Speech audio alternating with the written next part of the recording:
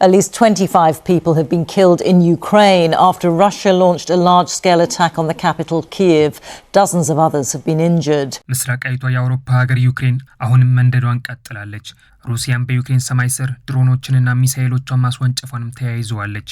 በትናንትናው ዕለት በዩክሬን ዋና ከተማ ኪየቭ ላይ ጥቃት የፈጸመችው 25 ዩክሬናውያንን ህይወት የቀጠፈ ወታደራዊ እርምጃ በኪየቭ ላይ የፈጸመችው ሞስኮ ከአውሮፓ ሀገራት ጋር ያላትን ትኩሳት አባብሰዋለች። የትላንቱን የሩሲያ ጥቃት ተከትሎ መግለጫ ያወጣው የኪየቭ ወታደራዊ አስተዳዳሪ ቲሞካቼንኮ ከ20 በላይ ዩክሬናውያን በሩሲያ ጥቃት ህይወታቸውን ማጣታቸውና ከ90 በላይ የሚሆኑት መጎዳታቸውን አስታውቀዋል። ከሩሲያ ጥቃት አስቀድመው የማስጠንቀቂያ መልእክት ለዩክሬናውያን ያስተላለፉት የዩክሬኑ ፕሬዝዳንት ቮሎዲሚር ዜሌንስኪ ዜጎች ወደ መጠለያ ጣቢያዎች እንዲገቡ አድርገዋል። ከቀናቶች በፊት በዩክሬን ለተፈጸመባት ጥቃት መልስ እንደሰጠች ያስታወቀችው ሩሲያ ኪየቭ በመሰረተ ልማቶቿ ላይ ለፈጸመችው ጥቃት አጸፋዊ እርምጃ መውሰዷን አስታውቃለች። የዩክሬን ወታደራዊ ጣቢያዎች ላይ ጥቃት መፈጸሟንም ይፋ አድርጋለች። በሩሲያ ድሮኖችና ባሊስቲክ ሚሳይሎች ጥቃት ሲፈጸምባት ያመሸችው ዩክሬን ሩሲያ የሲቪል መሰረተ ልማት የሚገኙባቸውን አካባቢዎች ኢላማ አድርጋለች ስትል ከሳታለች። ከጥቃቱ በኋላ ቃላቸውን ለቢቢሲ የሰጡት የኪየቭ ባለስልጣናት 4500 ህጻናትን ጨምሮ 52500 የሚሆኑ ሰዎች በአንድ ሌሊት ከርሰ ምድር ውስጥ በሚገኙ ጣቢያዎች የሩሲያን ጥቃት ሸሽተው ተጠልለው እንደነበርም አስታውቀዋል። ይህም በቅርብ ዓመታት ውስጥ ከተመዘገበው ቁጥር ከፍተኛ መሆኑን ተናግረዋል። የትናንቱን የሩሲያን ጥቃት አስመልክተው ወታደራዊ ትንተናዎችን የሰጡት የዩክሬን ወታደራዊ ባለሙያዎች ሩሲያ በኪየቭ ላይ የፈጸመችው ጥቃት ባለፉት ወራት በሀገሪቱ የአየር መከላከያዎች ከተፈጸሙ እጅግ ፈታኝ ጥቃቶች አንዱ መሆኑን አስታውቀዋል። ለዩክሬን የሀገር ውስጥ ሚዲያዎች ቃላቸውን የሰጡት የኪየቭ የአቪዬሽን ባለሙያ ቦህዳን ዶሊንትሴቭ ሩሲያ የዩክሬን መከላከያዎች ለማዳከም በተመሳሳይ ጊዜ ውስጥ የተለያዩ የጦር መሳሪያዎችን መጠቀሟ ለዩክሬን የአየር መከላከያ ስርዓቶች እጅግ ውስብስብ ፈተና ይፈጥራል በማለት መናገራቸውን ቢቢሲ በዘገባው ላይ አስፍሯል። የዩክሬን አየር ኃይል ሩሲያ በአንድ ሌሊት 74 ሚሳኤሎችንና 496 ድሮኖችን በመጠቀም በትናንትናው ጥቃት መፈጸሟን ይፋ አድርጓል። የዩክሬን የአየር መከላከያዎች ከነዚህ ውስጥ አብዛኞቹን መጥተው መጣል ቢችሉም 25ቱ የባሊስቲክ ሚሳኤሎችና 12 የሩሲያ ድሮኖች በ33 የዩክሬን ቦታዎች ላይ ጉዳት አደርሰዋል።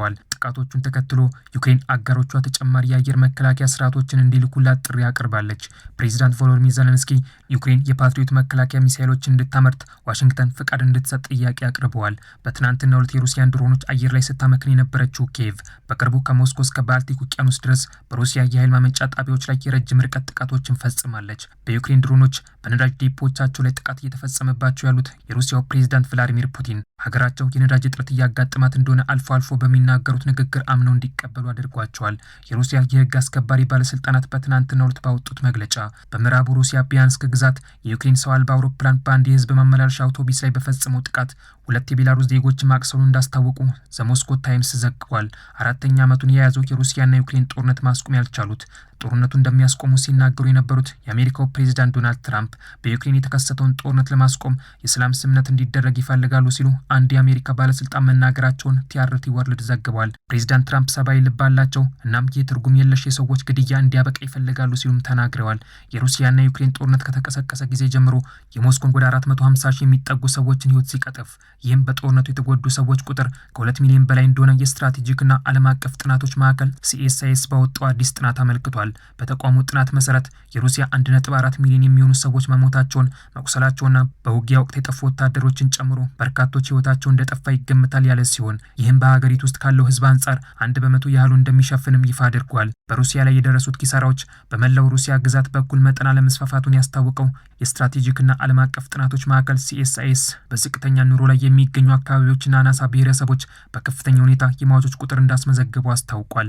ይህ የሩሲያ ጉዳት ከሁለተኛው የዓለም ጦርነት ወዲህ በሁሉም ጦርነቶች ከተከሰቱ የሶቪየትና የሩሲያ ሞት በ9 እጥፍ እንደሚበልጥም ተገልጿል። ይህ በእንዲህ እንዳለ ዩክሬን ከሩሲያ ጋር በገባችበት ጦርነት እስከ 625,000 የሚደርሱ ወታደሮቿን በሞት እንዳጣች ግምቶች ተቀምጠዋል። ይሁን እንጂ ሩሲያም ሆነች ዩክሬን ይፋዊ የሟቾች መረጃ ይፋ አላደረጉም። በሟቾች ቁጥር ረገድ ጦርነቱ በዩክሬን ላይ ከሚያስከትለው ወጪ ይልቅ በሩሲያ ላይ ጉዳት እያስከተለ መሆኑን ተንታኞች እየገለጹ ይገኛል። በቅርብ ጊዜ ውስጥ ለአንድ የዩክሬን ወታደር መሞትና መቁሰል 8 ሩሲያውያን ጉዳት እየደረሰባቸው እንደሆነ ሲኤንኤን ዘግቧል።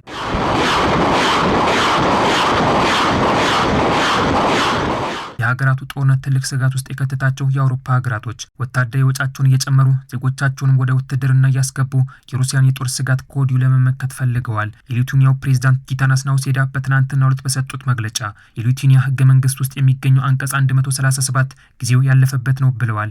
የሊቱዌኒያ አንቀጽ 137 የጅምላ እልቂት መሳሪያዎችን ማሰማራትና በሊቱዌኒያ ግዛት የውጭ ወታደራዊ ሰፈሮችን መመስረትን በግልጽ የሚከለክል ሲሆን ፕሬዝዳንቱ ይህንን አንቀጽ ተቃውመዋል። ይህ የፕሬዝዳንቱ ውሳኔ የመጣው ከሩሲያ ጋር ድንበር የምትጋራውና የኔቶ አባል የሆነችው ፊንላንድ ለረጅም ጊዜ የቆየውን የኒውክሌር ጦር መሳሪያ እገዳ ለማንሳት በህግ አውጪዎቿ በኩል ድምጽ ከሰጠች በኋላ መሆኑን ሲኤንቢሲ ዘግቧል። እንደ ኢስቶኒያ፣ ላትቪያ፣ ሊቱዌኒያና ፖላንድ ያሉ የኔቶ ሀገሮች የሩሲያም ጎረቤቶች የኒውክሌር ጥቃት ማድረስ ለሚችሉ የአሜሪካ አውሮፕላኖች የጦር ሰፈሮችን ለመስጠት ፍላጎት እንዳላቸውም ሲኤንቢሲ በዘገባው ላይ አስፍሯል። አሜሪካ ለኔቶ ጦር የምታደርገውን ወታደራዊ ወጪ በመቀነሷ የአውሮፓ ሀገራቶች ወታደራዊ ወጫቸውን ቢጨምሩም እንደ ቱርክ ግን ኔቶን በገንዘብና በጦር መሳሪያ መደጎም አልቻሉም። ከወራቶች በፊት ከሩሲያ ጋር ወታደራዊ ጦር ልምምድ ስታደርግ የነበረችው ለኔቶ ጦር ከአሜሪካ በመቀጠል ከፍተኛ ወጪ እያወጣች ያለችው አንካራ አሁንም ለኔቶ ጦር መሳሪያዎችን ማቅረቧን ቀጥላለች። As America pulls back from Europe, one NATO power is stepping forward, and it's not Britain, France, or Germany. It's Turkey. Turkey sees a once-in-a-generation opportunity to expand its influence, grow its defense industry, and cement itself as one of the most important military powers in NATO. በሚቀጥለው ሳምንት የኔቶ አባል ሀገራቶች አሰባስባ ጉባኤ የምታደርገው ቱርክ በጉባኤው አዳዲስ የውይይት ሀሳቦችን እንደምታስተናግድ ከወዲሁ በውጭ መገናኛ ብዙሃኖች መሰማት ጀምሯል። በቱርኩ የኔቶ ጉባኤ ላይ የሚታደሙት የካናዳው ጠቅላይ ሚኒስትር ማርክ ካርኒ አሜሪካ ለኔቶ የምታደርገውን ወታደራዊ ወጪ በመቀነሷ አዲስ የባንክ አስተዳደር በህብረቱ አባላት ማቋቋም ፈልገዋል። በጉባኤው ላይ የሚቀርበው አዲሱ ባንክ እስከ 100 ቢሊዮን ፓውንድ የሚደርስ ቅናሽ ያለው የኔቶ ወታደራዊ ወጪ ለማሰባሰብ የታለመ መሆኑን ሮይተርስ ዘግቧል። በዚህ ስርዓት ላይ ካናዳ እስከ 1.5 ቢሊዮን ዩሮ ወታደራዊ ወጪ እንድታዋጣ የሚያደርጋት ሲሆን ዝቅተኛ ኢኮኖሚ ያላቸው የህብረቱ አባላት ደግሞ ከ500 እስከ 700 ሚሊዮን ዩሮ የሚደርስ ገንዘብ ሊያዋጡ እንደሚችሉ ይፋ ተደርጓል። Turkey is hosting the NATO summit in Ankara next week, and one of the challenges facing NATO is how to adapt to a rapidly changing and more volatile world and new innovative methods of warfare. የሩሲያና ዩክሬን ጦርነት አስቸኳይ ስብሰባ በየጊዜው እንዲቀመጡ ያደረጋቸው በሩሲያ ላይ ማዕቀብ ለመጣል በበርሊንም በፓሪስም እንዲሰባሰቡ ያስገደዳቸው የአውሮፓ ሀገራቶች በቅርብ ሳምንታት ውስጥ የሩሲያን ነዳጅ ጭነው ሲጓዙ በነበሩ መርከቦች ላይ ተጨማሪ ማዕቀቦችን ሲጥሉ ቆይተዋል። የህብረቱ አባላት ከ2026 ጀምሮ በፈረንሳይ፣ በቤልጂየም፣ በእንግሊዝና በስዊድን የባህር ኃይል መርከቦች አማካኝነት 9 የሚሆኑ መርከቦች በቁጥጥር ስር ሲያውሉ ከነዚህም ውስጥ 5ቱ የካሜሩን ባንዲራን ይዘው የሩሲያን ድፍድፍ ነዳጅ ጭነው ሲጓዙ የነበሩ መርከቦች መሆናቸው ተገልጿል። በመርከቦች ላይ ማዕቀቦች እንዲጣሉና የተለያዩ ንግድ መርከቦች የጉዞ መስመራቸው እንዲቀይሩ ያስገደዳቸው የሩሲያና ዩክሬን ጦርነት በዓለም ኢኮኖሚ ላይ ጉዳት ማስከተሉን ቀጥሏል። በጦርነት ውስጥ የሚገኙት ሩሲያና ዩክሬን በዓለም ላይ ከሚገኙ ሀገራት የጥራጥሬ እህሎችን የሚያቀርቡ ሀገራቶች ሲሆኑ እያደረጉት ያለው ጦርነት ምርታቸውን ወደ ውጭ ሀገራት በሰፊው እንዳያቀርቡ አግዷቸዋል። በሀገራቱ ጦርነት ምክንያት የዓለም ኢኮኖሚ እድገት በመቀዛቀዙ ምክንያት ከፍተኛ የዋጋ ንረት ለመቆጣጠር ሲባል የዓለም ማዕከላዊ ባንኮች የወለድ ምጣኔን ከፍ እንዲያደርጉ አስገድዷቸዋል። ይህ የባንኮች ተግባር ደግሞ ለተለያዩ ሀገራት የሚሰጠውን ብድር ውድ በማድረግ የኢኮኖሚ እድገት እንዲቀዛቀዝ ምክንያት ሆኗል። የበለጸጉ ሀገራት የወለድ ምጣኔን ከፍ ማድረጋቸውን ተከትሎ ወደ ታዳጊ ሀገራት ይፈስ የነበረው የውጭ ኢንቨስትመንት በአሁኑ ሰዓት ፊቱን ማዞሩን ጀምሯል። በዚህም ምክንያት የታዳጊ ሀገራት ገንዘቦች በአሜሪካ ዶላር ሲመነዘር በከፍተኛ ሁኔታ እንዲቀንሱ እንዳደረጋቸው ተንታኞች ገልጸዋል። የአውሮፓ ሀገራቶች በሩሲያ ላይ የጣሉት ማዕቀቦችና በባልቲክ ውቅያኖስ ያለው የጸጥታ ስጋት የዓለም አቀፍ የመርከብና የሎጂስቲክ ወጪን በከፍተኛ ወጪ እንዲጨምር አድርጎታል። የዓለም ኢኮኖሚ በመቀዛቀዙ ምክንያት ታዳጊ ሀገራት ወደ ውጭ የሚልኳቸው እንደ ቡና፣ አበባና ማዕድናት ያሉት ምርቶች ዋጋ እንዲቀንሱ አስችሏቸዋል። በርካታ የዓለም ሀገራትን ለ4 ዓመታት በኢኮኖሚ ሲያመሰቃቅል የቆየው የሩሲያና ዩክሬን ጦርነት አሁንም ተጠናክሮ ቀጥሏል።